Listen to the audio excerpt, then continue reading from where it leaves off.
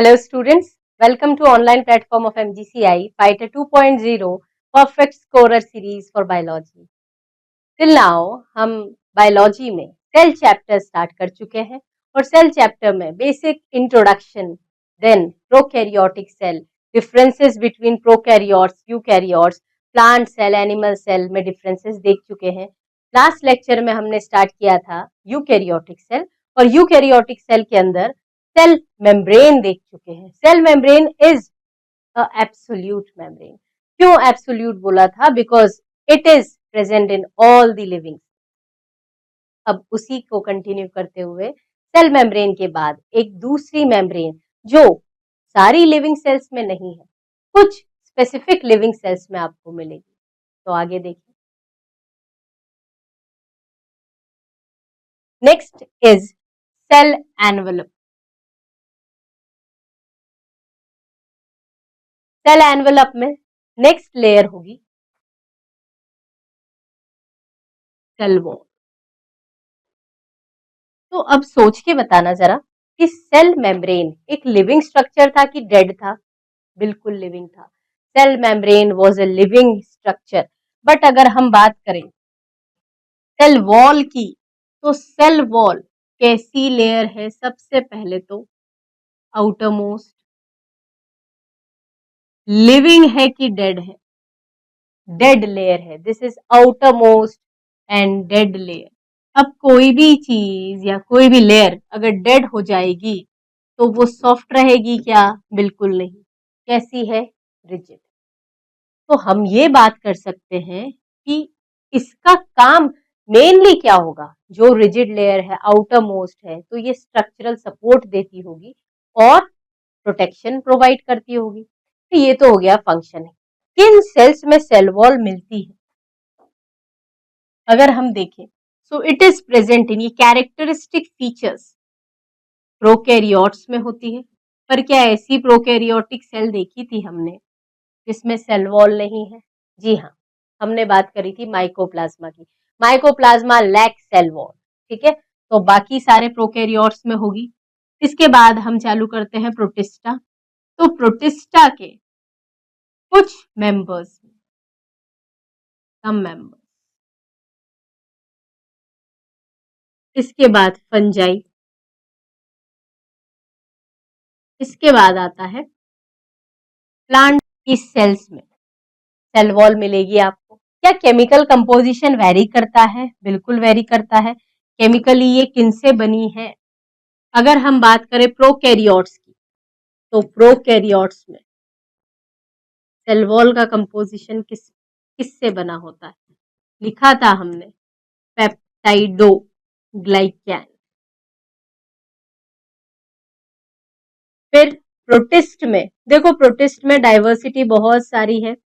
Protist में हम देखते हैं डायटम्स में सिलिका डिपोजिशन मिलता है. उसके बाद stiff cellulosic cell wall dinoflagellates में मिलती है. तो ऐसे सेल वॉल का कंपोजिशन अलग है ना.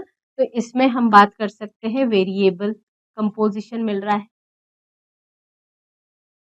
इसके बाद फंजाई. फंजाई में काइटिन से बनी हुई सेल वॉल है. प्लांट में देखो, एक आ जाएगा एल्गी और एक आ जाते हैं इसके बाद हायर प्लांट. तो ऐसा डिफ्रेंसिएशन क्यों है? एनसीईआरटी ने एल्गी के सेल वॉल का कंपोजिशन अलग से दे रखा है और फिर जनरल प्लांट्स के बारे में अलग दिया है. Because it depends upon the habitat. आप देख सकते हैं कि इनका हैबिटेट, एल्गी का हैबिटेट एक्वेटिक है. तो एक्वेटिक हैबिटेट के अकॉर्डिंग सेल वॉल अलग होगी और हायर प्लांट्स में अलग हैबिटेट्स मिलते हैं. तो यहाँ पर सेल वॉल अगर एल्गी में पूछा जाए तो एल्गी की सेल वॉल का कंपोजिशन क्या क्या है? देखो, कुछ ऐसे केमिकल्स जैसे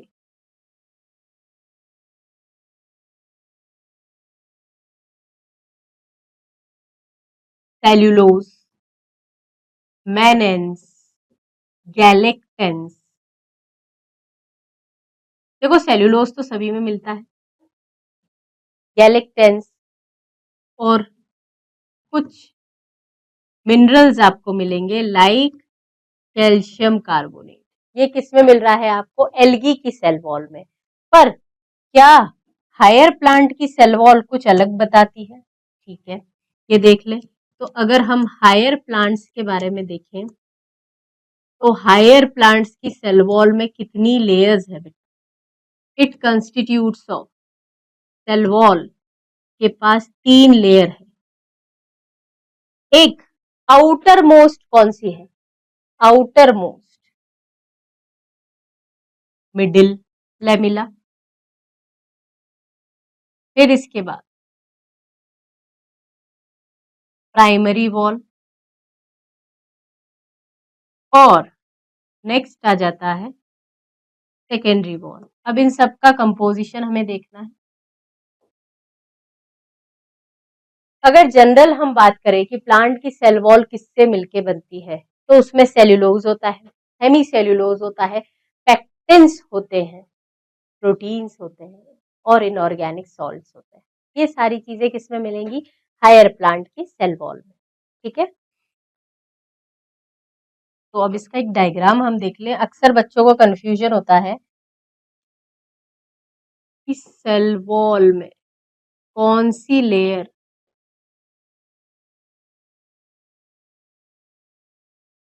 सबसे अंदर है और कौन सी लेयर बाहर।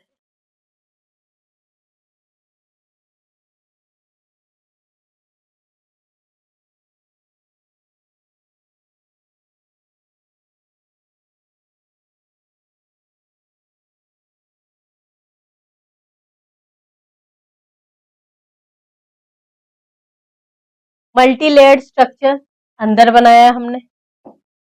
फिर इसके बाद सबसे बाहर, ये इतना दूर होती नहीं है, आपको क्लियरली डिफ्रेंशिएट करके देख सके आप, इसलिए मैंने इतना दूर बनाई है ना, अदरवाइज ये क्लोज एसोसिएशन में होती है।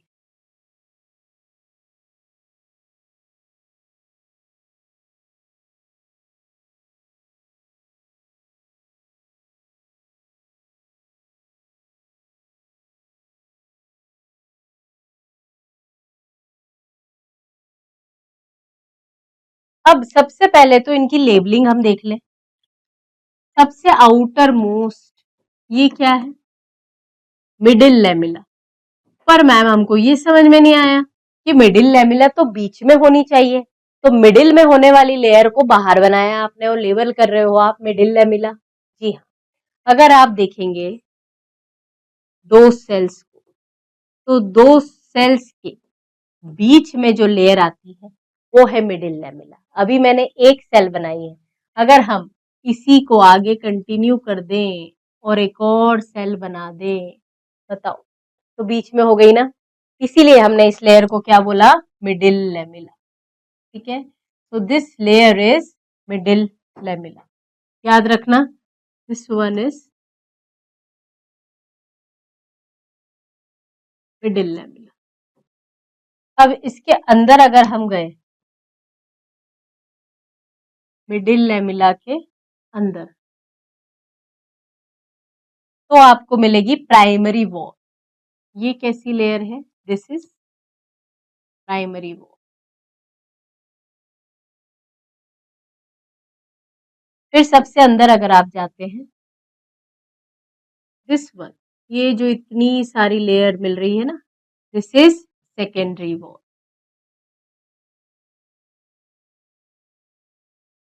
मतलब अगर आपसे पूछा जाए कि कौन सी लेयर प्लाज्मा मेम्ब्रेन की तरफ है, ये लेयर कौन सी हो जाएगी आपकी? Inner most, this is plasma membrane. कौन सी सेल वॉल की लेयर प्लाज्मा मेम्ब्रेन के तरफ है या उसके पास में है, तो आप बोलेंगे सेकेंडरी वॉल। ठीक है, तो यहाँ पर इनके सभी के कंपोजिशन की फीचर्स मैं आपको बता देती हूँ। मिडिल लेमिला कैसा है? आउटर मोस्ट, ये बाहर है। ठीक है, सबसे आउटर मोस्ट है। अब आउटर मोस्ट होने के साथ साथ इसमें होता क्या है? This is made up of calcium, magnesium, pectate, calcium, magnesium, pectate. इसका प्रिकर्सर क्या है? Cell plate is precursor of middle lamella. मतलब मिडिल लेमिला के पहले जो लेयर बनती है वो क्या है? Cell plate. कहाँ पढ़ाया है सेल प्लेट? मैंने जब डिफरेंसेस आपको बताए हैं उन डिफरेंसेस में बताया गया है कि सेल प्लेट फॉर्मेशन से सेल डिवीजन या साइटोकाइनेसिस होता है प्लांट्स में। तो सेल प्लेट किसका फीचर है? सेल प्लेट सेल वॉल के पहले बन रहा है, मतलब मिडिल लेमिला का प्रिकर्सर है, पहले बनता है। ठीक है, सो ये देख लिया आपने मिडिल लेमिला। मिडिल लेमिला क्या कर रही है? ये दो सेल्स को चिपका के रख रही है। तो as a glue in cementing between two adjacent cells, दो एडजेसेंट सेल के बीच में सीमेंटिंग लेयर है। अब प्राइमरी वॉल की बात करें तो प्राइमरी वॉल में मेनली ये मान के चलो ये सेल्यूलोजिक रहती है, सेल्यूलोजिक और hemicellulose. Primary wall young tissues में आपको दिखती है और लेटर स्टेजेस में गायब हो जाएगी। तो this present in young stage,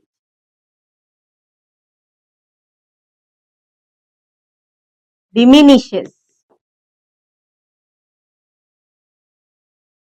in mature tissues, mature tissues में गायब हो जाएगी। ठीक है, कौन सी? Primary wall. अब आप देख सकते हैं यहां पर multi layered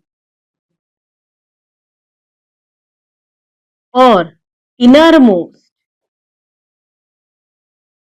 towards plasma membrane.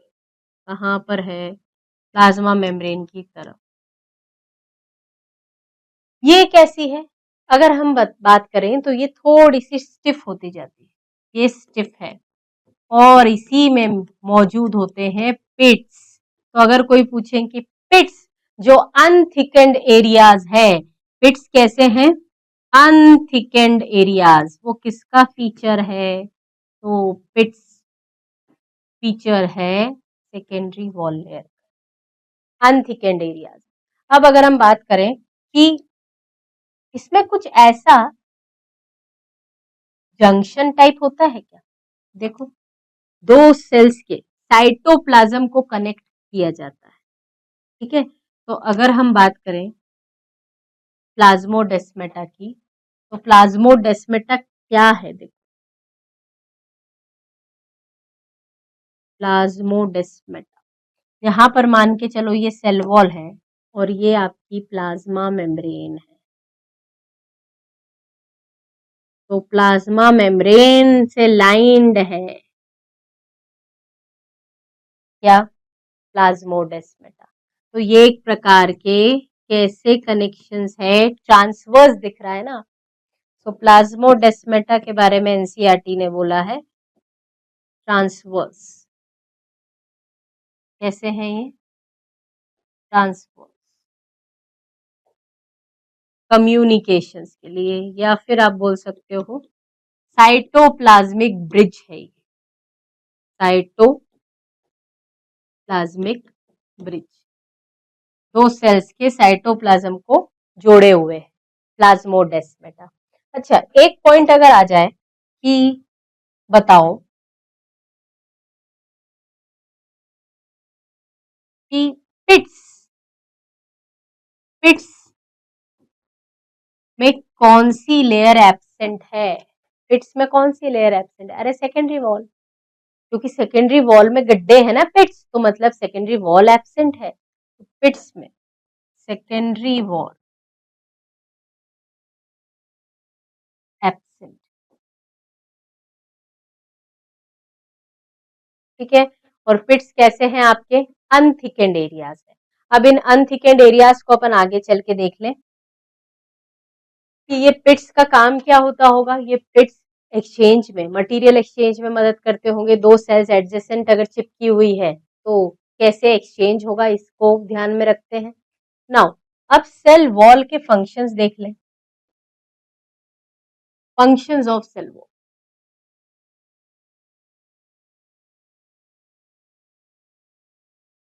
अब अगर फंक्शंस की बात करें तो सबसे पहला काम क्या हो गया इसका?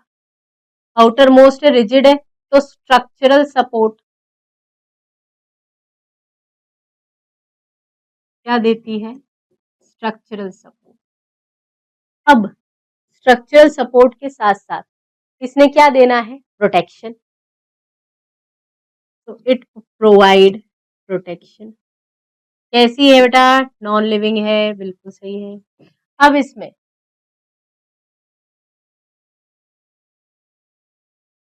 इट प्रिवेंट एंट्री ऑफ, किसको रोकती है? Undesirable molecule. और कौन से मॉलिक्यूल? अरे इसे तो परमिएबल बोलते हो, अरे बड़े साइज के। Undesirable macro molecule, macro molecule बड़े साइज के मॉलिक्यूल, अनडिजायरेबल मैक्रो मॉलिक्यूल्स की एंट्री को रोकती है। आई बात समझ में? यही चीज हम पढ़ते हैं कहाँ पर? बायोटेक में। जब आप सेल को, बैक्टीरिया की सेल को कंपीटेंट बनाते हैं तो किस लिए बनाते हैं?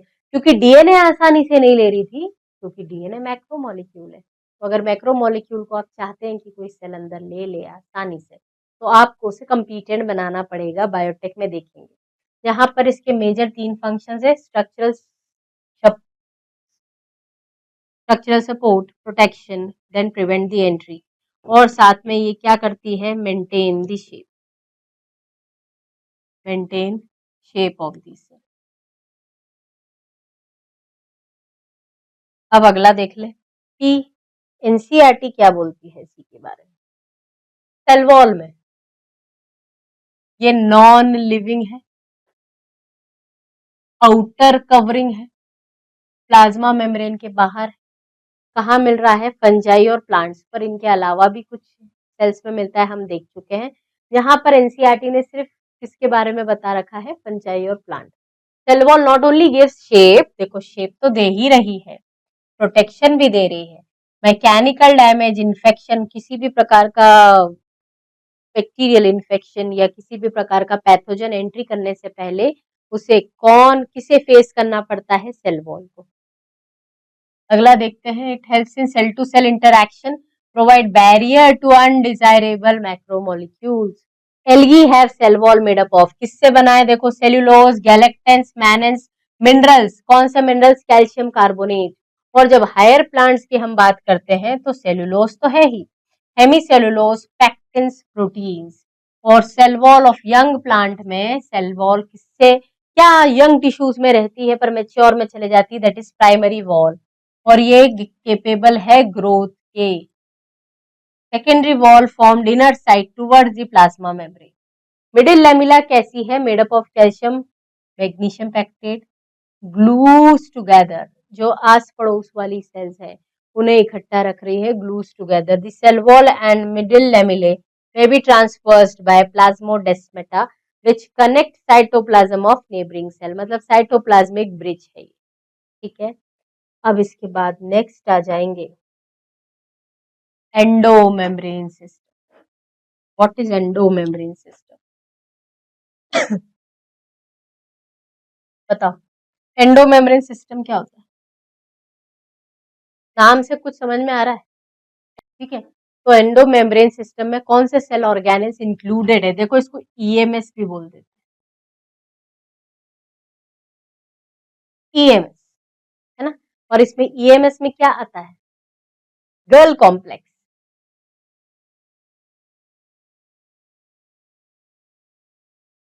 गर्ल कॉम्प्लेक्स, है ना। गर्ल कॉम्प्लेक्स इसका एक पार्ट है। गर्ल कॉम्प्लेक्स का मतलब Golgi bodies, endoplasmic reticulum, lysosomes, और एक और आता है वैक्यूल्स, ठीक है, सो इसमें इट इंक्लूड्स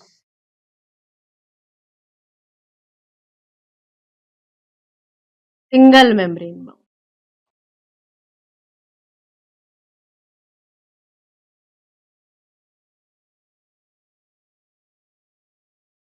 इसमें आता है आपका गोल्गी, पर हम उसी सीक्वेंस में लिखें जिसमें ये बन रहे हैं, तो ईआर एंडोप्लाज्मिक रेटिकुलम, उसके बाद गोल्गी बॉडीज, देन अगला आ जाता है लाइजोसोम्स, और अगला आ जाता है वैक्यूल। इन सभी के अगर हम देखें तो फंक्शंस कैसे हैं, फंक्शंस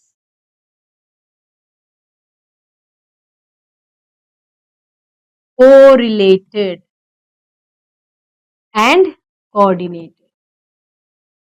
फंक्शंस कैसे हैं, कोरिलेटेड एंड कोऑर्डिनेटेड, ठीक है, तो इनके पास एक दूसरे से रिलेट करने वाले एंजाइम्स हो सकते हैं। ईआर में कुछ ऐसे प्रोटीन्स बनते हैं जिससे मैच्योरेशन के लिए कहाँ जाना पड़ता है, गोल्गी बॉडीज में। मतलब ये सारे ही सेल ऑर्गेनेल्स ईएमएस में आते हैं? नहीं, बिल्कुल नहीं। कौन से आएंगे? जो चार आपके सामने लिखे हैं, क्वेश्चन आ चुका है नीट में, इनमें से कौन से cell organelle is not a part of endomembrane system? तो कौन से जो एंडोमेम्ब्रेन सिस्टम का पार्ट नहीं है? Mitochondria,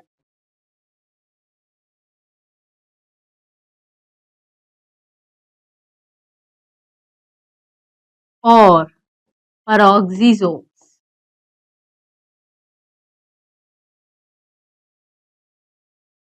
not included in endomembrane, ठीक है। तो एंडोमेम्ब्रेन सिस्टम में क्या क्या नहीं है?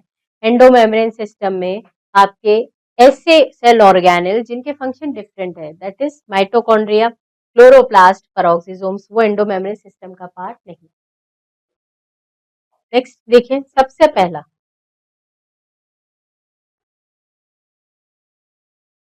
एंडो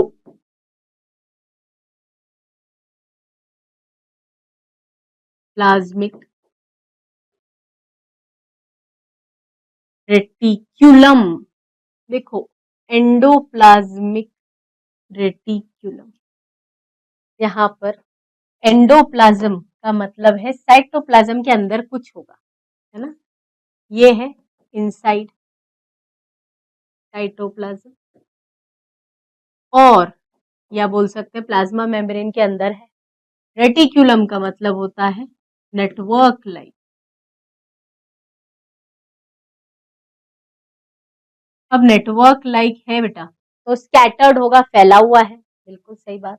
अब इसे देखने के लिए किसकी मदद लगी? इलेक्ट्रॉन माइक्रोस्कोप, याद रखना, यहाँ पर आपने इलेक्ट्रॉन माइक्रोस्कोप की मदद से इसे देखा। और ये कैसे है? फाइन, पतले, ट्यूब्यूलर है,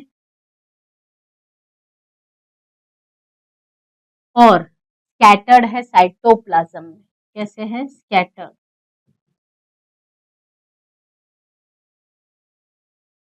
कहाँ से कहाँ एक्सटेंड होता है, तो हमें देखना पड़ेगा। अगर आपने एक न्यूक्लियस बनाया, देखो न्यूक्लियस में दो मेम्ब्रेन बनाई हमने, अब इस न्यूक्लियस की दो मेम्ब्रेन में से आउटर मेम्ब्रेन से निकलती हुई दिख रही है आपको एंडोप्लाज्मिक रेटिकुलम, जो कि प्लाज्मा मेम्ब्रेन तक जा रही है। कुछ एंडोप्लाज्मिक रेटिकुलम ऐसी होती है जो ट्यूब लाइक है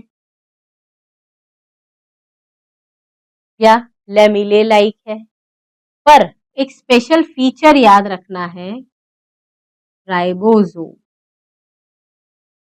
होते हैं। उन एंडोप्लाज्मिक रेटिकुलम पे जो कहाँ से निकल रही हैं? आउटर न्यूक्लियर मेम्ब्रेन से, क्योंकि जो आउटर न्यूक्लियर मेम्ब्रेन पे होगा वो इस एंडोप्लाज्मिक रेटिकुलम में भी होगा ना। तो यहाँ पर अपन लेबलिंग कर ले, this is what plasma membrane and this one is ribosome. तो राइबोसोम जिसमें है ACER का नाम क्या है, this is RER, rough endoplasmic reticulum. और जिसमें राइबोसोम नहीं है वो है CR, स्मूथ एंडोप्लाज्मिक रेटिकुलम। अब देखो ER ने दो कंपार्टमेंट में डिवाइड करा है इंट्रासाइटोप्लाज्मिक चेम्बर को। एक तो ER के अंदर है ल्यूमिनल, ल्यूमेन मतलब कैविटी ना, और एक बाहर है एक्स्ट्रा ल्यूमिनल। कैसा है ये, एक्स्ट्रा ल्यूमिनल कंपार्टमेंट। तो आपको दिख रहा है endoplasmic reticulum fine network like structure है, सिंगल मेम्ब्रेन है क्या, हाँ एक ही तो मेम्ब्रेन है, डबल मत समझना, सिंगल मेम्ब्रेन बाउंड है ये। अब जब इसमें आपने बात कर ली कि ल्यूमिनल और एक्स्ट्रा ल्यूमिनल, तो साइटोप्लाज्म में कौन सा वाला है बताओ, साइटोप्लाज्म के अंदर कौन सा है, साइटोप्लाज्म मतलब एक्स्ट्रा ल्यूमिनल। ठीक है, अब ये आपको डिफरेंसेस दिखाई दे रहे हैं कि RER और SER में क्या अंतर होता होगा, तो हम देख लें।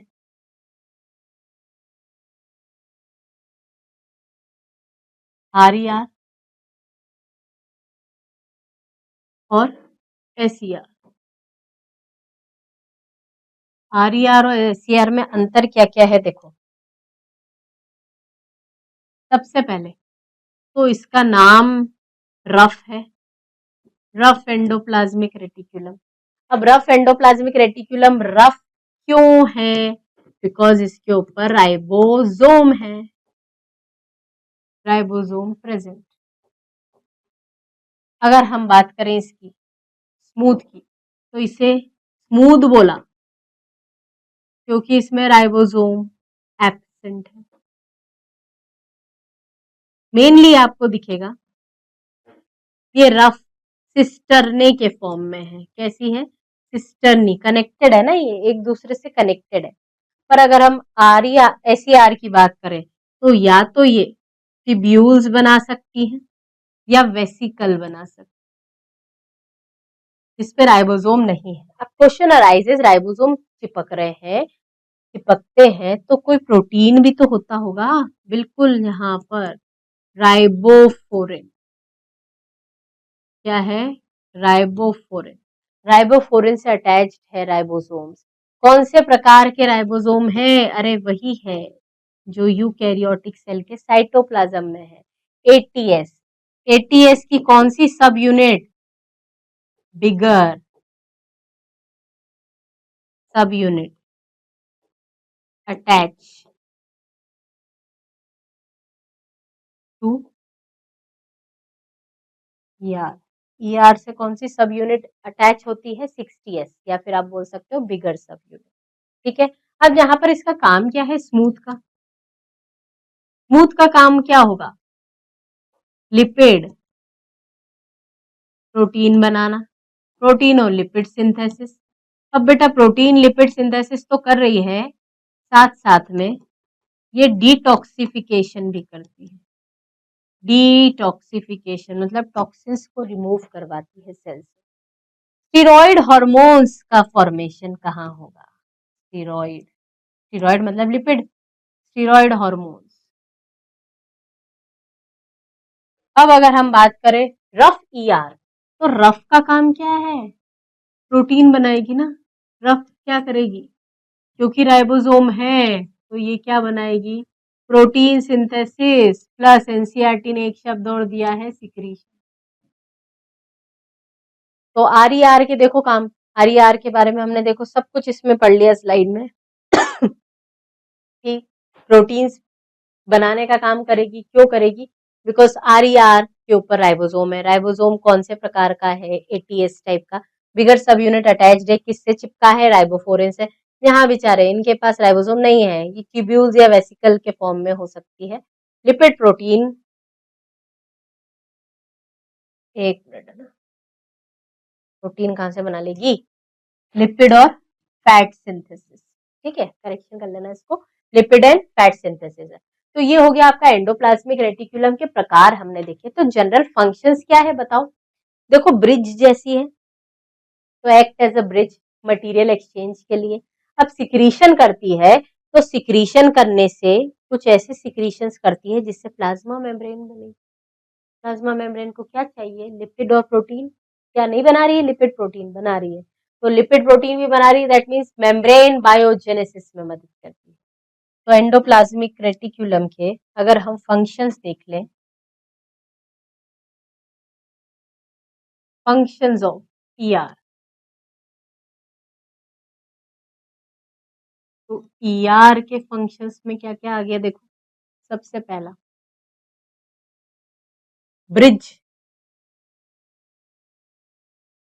Between nucleus and plasma membrane. दूसरा, अगर हम बात करें कि ब्रिज जैसा काम कर रही है तो मटेरियल एक्सचेंज में मदद करेगी, एक्सचेंज ऑफ मटेरियल या सब्सटेंसेस, क्योंकि ये प्रोटीन भी बना रही है और लिपिड भी बना रही है। तो प्रोटीन और लिपिड सिंथेसिस अगर कराती है तो कौन सी लेयर बनवाएगी? Membrane biogenesis. मेम्ब्रेन बायोजेनेसिस, इसका मतलब फॉर्मेशन ऑफ प्लाज्मा मेम्ब्रेन। किसका फॉर्मेशन कराती है? Formation of plasma membrane. अब मुझे बताओ पहले कौन सी ईआर आती है? R E R, S E R? बताओ सबसे पहले कौन सी? सबसे पहले आर ई आर, देन उसके बाद एस ई आर। ठीक है, आर ई आर पहले आएगी, दिस इज फर्स्ट, के बाद एस ई आर आती है। अब इन दोनों में से ऐसी कौन सी ई आर है जिसका नंबर actively involve cells in protein metabolism में ज्यादा होगा? R E R. एनसीईआरटी लिखती है cells actively involve in protein synthesis have more number of have more number of RER। किसका नंबर ज्यादा है? RER। ठीक है, तो RER का नंबर किन में ज्यादा होता है बेटा? उन सेल्स में ज्यादा जिसमें ज्यादा प्रोटीन की रिक्वायरमेंट है। अब मसल्स के बारे में आप जानते हो, मसल्स में सार्कोप्लाज्मिक रेटिकुलम। तो ये जो सार्कोप्लाज्मिक रेटिकुलम है, ये क्या करती है? कैल्शियम आयंस को स्टोर करती है, याद है? ये जूलॉजी में आपको पढ़ाया जाएगा, calcium storage and release. Calcium का स्टोर और रिलीज करती है। तो ये कौन से प्रकार की है? This is smooth ER. ये कौन सी है? Smooth endoplasmic reticulum. ठीक है, तो एंडोप्लाज्मिक रेटिकुलम में क्या क्या देखा? सबसे पहली चीज हमने देख ली कि एंडोप्लाज्मिक रेटिकुलम को देखने के लिए आपको इलेक्ट्रॉन माइक्रोस्कोप चाहिए। It is scattered network like structure, जो कहां से कहां एक्सटेंड हो रहा है? प्लाज्मा मेम्ब्रेन से न्यूक्लियस। आउटर न्यूक्लियर मेम्ब्रेन से एक्सटेंड होता हुआ दिखाई देता है। आउटर न्यूक्लियर मेम्ब्रेन में अगर राइबोसोम रहते हैं तो इस पे भी होंगे। अगर राइबोसोम है तो it is known as rough endoplasmic reticulum. और प्रोटीन सिंथेसिस के लिए रिस्पॉन्सिबल है RER. SER is responsible for detoxification, lipid synthesis, fat synthesis. Steroid hormone के सिंथेसिस कहाँ होंगे? एसईआर में। फिर हमने देखा कि मसल्स के अंदर जो एंडोप्लाज्मिक रेटिकुलम मिलती है उसमें कौन सा फॉर्म होगा? Sarcoplasmic reticulum is smooth ER which is store house या स्टोरेज फॉर कैल्शियम, और रिलीज भी होता है कैल्शियम वहां से। मेम्ब्रेन बायोजेनेसिस भी फंक्शन है किसका? एंडोप्लाज्मिक रेटिकुलम का। देखिए आगे, एंडोप्लाज्मिक रेटिकुलम देखो, सबसे पहले तो एंडोमेम्ब्रेन सिस्टम में हमने देख लिया कि एंडोमेम्ब्रेन सिस्टम में ऐसे ऑर्गेनेल्स हैं जिनके फंक्शंस कोऑर्डिनेटेड है। एंडोमेम्ब्रेन सिस्टम में आपका एक तो ईआर आ गया, एक गोल्गी आ गया, एक लाइजो आ गया और एक वैक्यूल्स आ गया। यही ऑर्डर याद रखना है। Since the functions of mitochondria, chloroplast, peroxisomes are not coordinated, इसीलिए हमने इन्हें एंडोमेम्ब्रेन सिस्टम में नहीं रखा। एनसीईआरटी का डायग्राम आप देख सकते हो। एंडोप्लाज्मिक रेटिकुलम में रफ जिस पर राइबोसोम है, स्मूथ होती है जिस पर राइबोसोम नहीं। ठीक है, अब ये डिपार्टमेंट कैसा है देखो, जो डिवीजन करता है एंडोप्लाज्मिक रेटिकुलम में साइटोप्लाज्म के कंटेंट को इसने डिवाइड कर दिया है ना, लिखा है। माइक्रो इलेक्ट्रॉन माइक्रोस्कोप ने बताया नेटवर्क लाइक है, रेटिकुलम है, टाइनी ट्यूब्यूलर स्ट्रक्चर्स, बिखरा हुआ सा है किसमें, साइटोप्लाज्म में। या divide the intracellular space into two distinct compartment. पहला ल्यूमिनल जो इनसाइड ईआर है, और एक है एक्स्ट्रा ल्यूमिनल जो साइटोप्लाज्मिक का कंपार्टमेंट है। ईआर के पास राइबोसोम अगर अटैच्ड है तो ऐसी ईआर को हम क्या बोलते हैं, rough ER, rough endoplasmic reticulum. और अगर नहीं है राइबोसोम अटैच तो आप क्या बोलोगे, इसे स्मूथ। काम देख लो, RER is frequently observed in the cell जो एक्टिवली प्रोटीन सिंथेसिस करेगी, और ये कंटिन्यूअस है with outer nuclear membrane. Ribosome भी है एटीएस का, एटीएस टाइप का राइबोसोम है। Smooth ER is the major site for lipid synthesis. ये ऐसी सेल्स में ज्यादा है जहां पर स्टीरॉयड हार्मोन्स का सिंथेसिस करवाना है। जैसे फॉर एग्जांपल आप गोनैड्स की सेल्स ले लें, टेस्टोस्टेरोन का फॉर्मेशन जहां ज्यादा होगा, एस्ट्रोजन प्रोजेस्टेरोन ज्यादा होंगे, वहां एसईआर का फॉर्मेशन, एसईआर का नंबर ज्यादा है। ठीक है, आगे चले। अब अगला हम आ जाते हैं ऑन गोल्गी बॉडीज।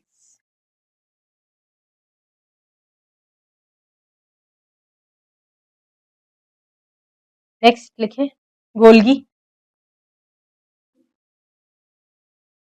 ये ऐसा कैसा नाम है, गोल्गी बॉडी।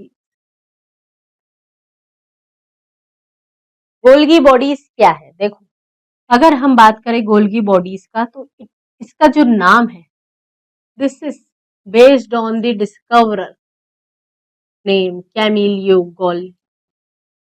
गोल्गी बॉडीज कैसा स्ट्रक्चर है देखो, क्या डेंस है ये, हाँ, डेंसली स्टेन्ड मिलाई। अब डेंसली स्टेन्ड तो था, पर इसकी लोकेशन अगर हम देखें तो ये कहां पर मिला। एक तो सिंगल मेम्ब्रेन बाउंड है, फिर इसकी लोकेशन देखें नियर न्यूक्लियस, कहां पर है, न्यूक्लियस के पास में है। अब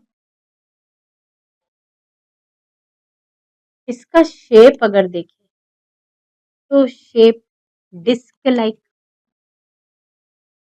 और कैसा है ये, कॉन्सेंट्रिक अरेंज। कॉन्सेंट्रिक मतलब समझते हो, ये ऐसा अरेंज है, कुछ ऐसा।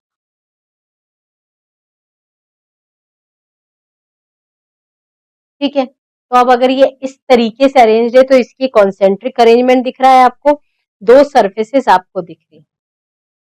इसकी दो सरफेसेस का नाम है सिस एंड ट्रांस। कौन सी सरफेस हो गई, सिस एंड ट्रांस। अब यहाँ पर याद रखना थोड़ा सा कंफ्यूजिंग होता है कि सिस कौन सी है और ट्रांस कौन सी है, इसे हम एक छोटी सी ट्रिक से याद रखेंगे बेटा। सबसे पहली चीज तो ये न्यूक्लियस के पास में मिल रहा था, ये वाला कॉन्वेक्स तो आप समझते हैं, कॉन्वेक्स। ठीक, और अगर हम अंदर की बात करें, दिस इज कॉनकेव। अब इनके दूसरे नाम क्या है, तो पहले केव याद कर लेते हैं। देखो इसकी एक हिंट, केव में कौन रहता है, टाइगर। और केव में कौन जाएंगे बच्चे? नहीं, मैच्योर लोग जाएंगे। और केव घर के पास होना चाहिए कि दूर होना चाहिए? दूर होना चाहिए। घर के पास कैसे शेर आ जाएगा हमारे घरों में? तो दूर होना चाहिए, मतलब डिजिटल होना चाहिए। तो केव में टाइगर, मैच्योर और डिजिटल। और इस कॉनकेव की अगर अपन बात करें तो ये केव सिस है कि ट्रांस है? अरे यहाँ लिखा है ना concave, T stands for trans. This is maturing phase या मैच्योरेशन फेज। डिस्टल मतलब अवे फ्रॉम न्यूक्लियस। किससे दूर है? न्यूक्लियस से दूर है। इसका मतलब ये समझ में आ गया कि आपका जो न्यूक्लियस होगा ना वो इधर होगा, ठीक है। और यहीं पर कहीं पर होंगी एंडोप्लाज्मिक रेटिकुलम। और देखो ये गोल्गी बॉडीज इतनी बड़ी नहीं होती है ना, वो तो आपको गोल्गी में एक्सप्लेन कर रही थी, ठीक है। तो अब यहाँ पर अगर हम बात करें गोल्गी बॉडीज के कॉन्वेक्स के नाम पता करो तो कॉनकेव के मैंने बता दिए, तो सब इसके अपोजिट कर दो। कॉन्वेक्स के नाम क्या क्या हो जाएंगे? ये ट्रांस था तो ये सिस हो जाएगा। इमेच्योरेशन था तो यहाँ पर चीजें बनेंगी, फॉर्मिंग फेज। डिस्टल तो ये किसके पास में है? प्रोक्सिमल, न्यूक्लियस के पास में, ठीक है। तो ये न्यूक्लियस के पास में दिख रहा है आपको। तो सिस, फॉर्मिंग और प्रोक्सिमल और कॉन्वेक्स। और यहाँ पर कॉनकेव, केव में टाइगर, मैच्योर लोग जाते हैं, डिस्टल दूर होना चाहिए। तो अब आप कभी नहीं भूलेंगे गोल्गी में। बेटा गोल्गी में ये जो अरेंजमेंट है this is known as cisternae. कैसी अरेंजमेंट है? सिस्टर्नी होता है ना, ये आपस में इनके बीच में ना कुछ कुछ कनेक्शंस भी होते हैं, ठीक है। तो इंटरकनेक्टेड रहती है, सिस्टर्नी बोला जाता है। तो सिस्टर्नी हमने अभी एंडोप्लाज्मिक रेटिकुलम में भी बोला था, बिल्कुल बोला था। आर भी सिस्टर्नी के फॉर्म में होता है, तो याद रखना दिस इज सिस्टर्नी। अब हमने एक चीज देखी कि गोल्गी बॉडीज के अंदर ये जो सिस फेज है, ट्रांस फेज है, इनके फंक्शन अलग होते होंगे, बिल्कुल अलग होते हैं। अब इनके फंक्शन अलग है फिर भी दे रिमेन इंटरकनेक्ट, हमेशा साथ साथ रहते हैं। तो हम बोल सकते हैं कि both cis and trans are entirely different. कैसे हैं ये? इंटायरली डिफरेंट, अलग अलग है, पर क्या करते हैं? बट रिमेन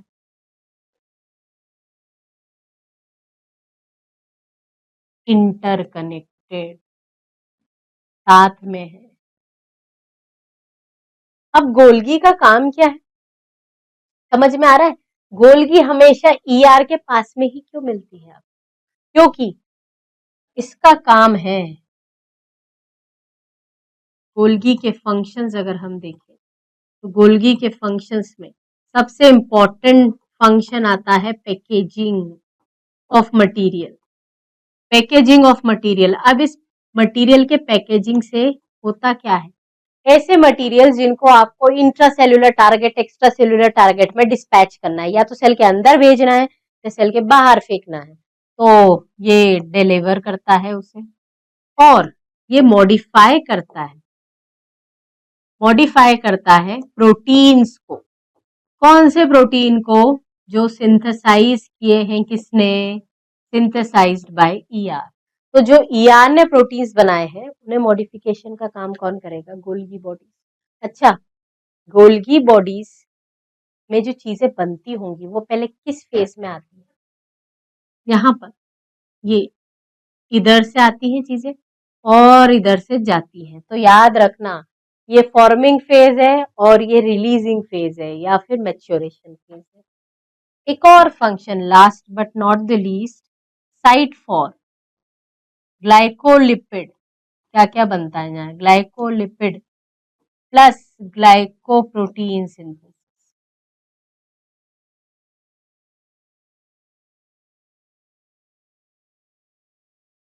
आपको पता है मॉडिफाइड गोल्गी बॉडीज कहाँ पढ़ते हैं हम? एक्रोसोम में। एक्रोसोम याद है? एक्रोसोम, एक्रोसोम स्पर्म के हेड पे। एक्रोसोम क्या है? Modified Golgi body. Modified Golgi body. फिर यहीं पर अगर अपन प्लांट की बात करें तो रूट कैप में सिक्रीशंस कौन कराता है? Secretions of Golgi body. Golgi bodies कितना इंपॉर्टेंट है। साइज भी देखेंगे हम गोल्गी बॉडीज का। देखो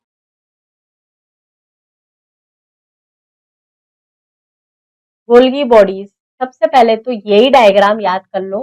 तो यहाँ पर ना इसे लेबल कर लेना अपनी अपनी बुक्स में। ये यहाँ पर एक स्ट्रक्चर बनता हुआ आ रहा है, दिस वन, ये अंदर की तरफ आ रहा है और इधर से निकलता हुआ जा रहा है। So this is trans phase या मैच्योरेशन फेज। और ये वाला कौन सा फेज है आपका? इस फेज। ठीक है, इस डायग्राम में लेबल कर लेना। 1898 में सबसे पहले ये देखे गए डेंसली स्टेन्ड रेटिकुलर स्ट्रक्चर्स, ठीक है, नियर द न्यूक्लियस। हाँ यार, इसका डिस्कवरी का ईयर, एक सेकंड। हाँ, इसका डिस्कवरी के ईयर में चेंज कर लो। राइबोसोम वाला अपन ने लिख लिया है गलती से, तो इसका डिस्कवरी का ईयर है 1898। और ये 1898 हम कहाँ पढ़ेंगे? जब बायोलॉजिकल क्लासिफिकेशन में हम बीजरनिक पढ़ेंगे। बीजरनिक ने जब कंटेजियम वाइवम फ्लूइडम बताया था, दैट ईयर इज आल्सो 1898। ठीक है, सो 1898 आ जाओ फिर से। so this one is 1898. These were later named Golgi bodies after him. इनके पास flat disc sac like cisternae है। साइज देखो 0.5 से 1 डायमीटर है। एक दूसरे के पैरेलल स्टेक्ड है। ये नंबर इसका वेरिएबल है। कैसे अरेंज्ड है? कॉन्सेंट्रिकली अरेंज्ड है, जिसमें न्यूक्लियस के पास में है इसका कौन सा face? Near the nucleus it has its convex cis forming phase. इसका एक और नाम मैंने बताया था, कौन सा? प्रॉक्सिमल फेज, पास में। अगला,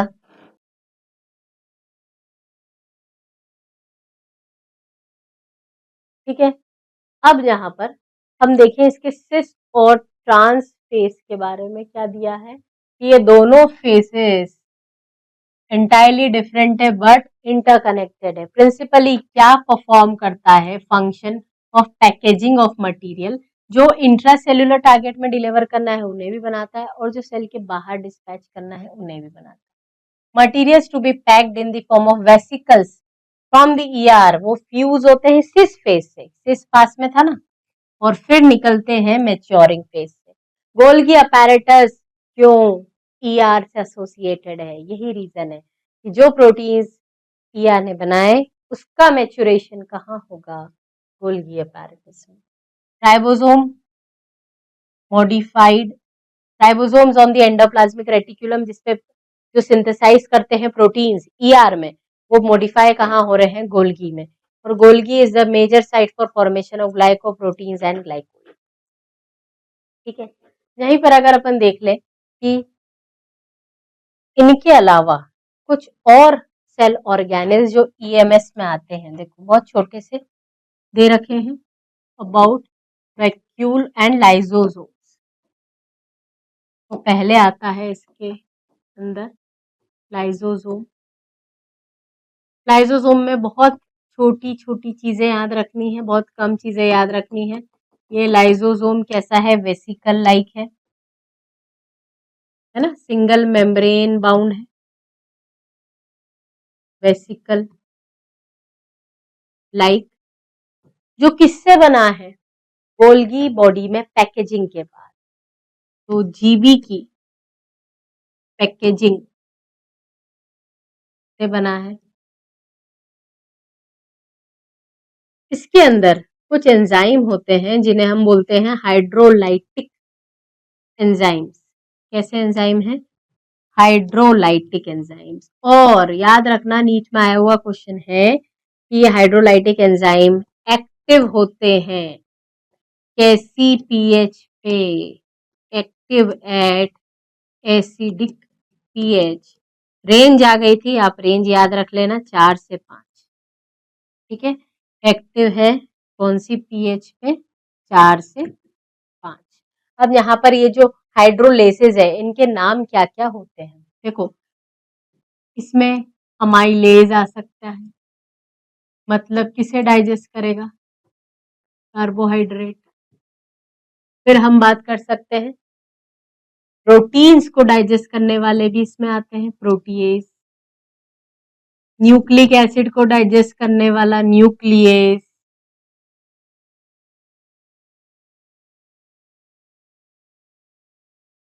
लिपिड को डाइजेस्ट करने वाला लाइपेज।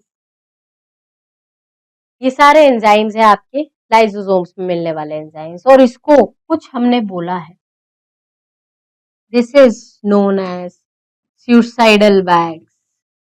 क्यों बोला सुसाइडल बैग, क्योंकि यहाँ पर dead damaged cell get destroyed, तो हम बोल सकते हैं कि ये सेल को डेड डैमेज्ड पार्ट को खाती है। ऑटोफेजिक प्रकार के भी होते हैं, और बाहर से कोई अगर आ गई फॉरेन बॉडीज उन्हें भी खाती, तो हेट्रोफेजिक भी हो सकती है। तो this is about the lysosome, कि लाइसोसोम में क्या क्या चीजें मिलती हैं। देखो आपको मिलेगा लाइसोसोम के अंदर these are membrane bound vesicle structures, जो पैकेजिंग से बने हैं गोल्गी बॉडी की। Isolated lysosome vesicles rich in almost all types of hydrolytic enzyme, जो किस पे एक्टिव है, एसिडिक पीएच पे, और ये carbohydrate protein lipid nucleic acid को डाइजेस्ट कर सकते हैं। नेक्स्ट अपन देख लें, नेक्स्ट एंडोमेम्ब्रेन सिस्टम में आ जाएगा आपका वैक्यूल्स।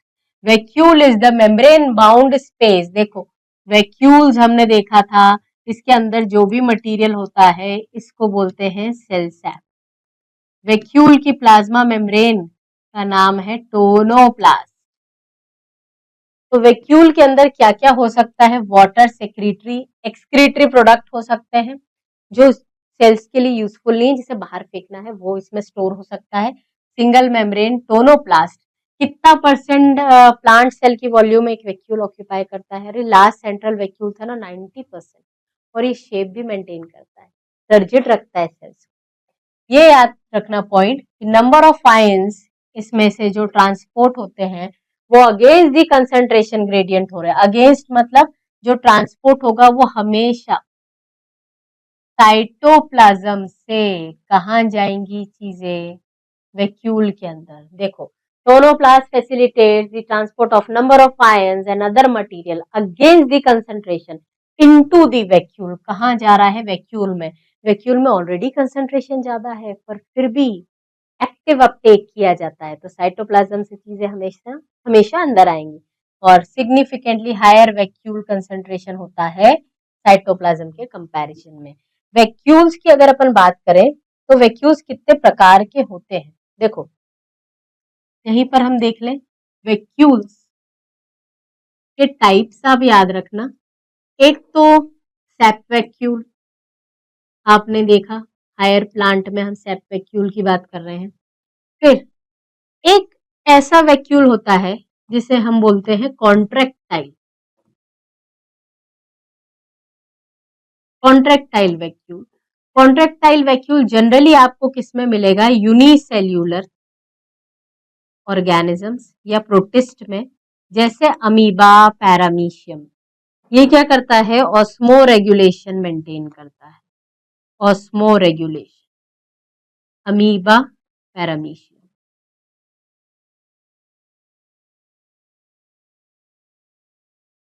ठीक है। अब इसके अलावा कुछ ऐसे वैक्यूल्स जो यूकैरियोट में नहीं होते हैं पर स्यूडो वैक्यूल्स के नाम से जानते हैं, तो स्यूडो वैक्यूल्स या फिर गैस वैक्यूल्स, इसमें मिलेंगे आपको बैक्टीरिया। तो this was all about the endomembrane system, जिसमें endoplasmic reticulum Golgi bodies, lysosome, vacuoles आते हैं। इनके फंक्शंस हमने देख लिए एंड जहां पर भी थोड़ा एडिशनल इंफॉर्मेशन जरूरी थी वो मैंने आपको दी। Thank you so much.